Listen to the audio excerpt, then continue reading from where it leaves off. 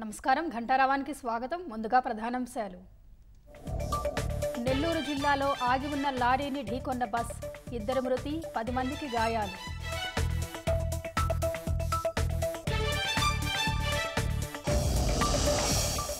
Supreme ఆదేశించిన గోదావరిలో ఆగని ఇసుక తవ్వకాలు, ధవళేశ్వరం పరిధిలో భారీ యంత్రాలతో డ్రెడ్జింగ్.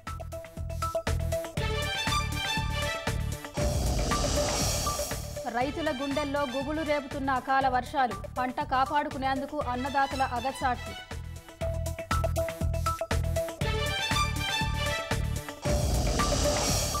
ఉత్తరప్రదేశ్లోని ఆగ్రాలో ఐటీ విస్తృత సోదాలు, వ్యాపారుల ఇళ్లల్లో తనిఖీలు, 60 కోట్లు స్వాధీనం.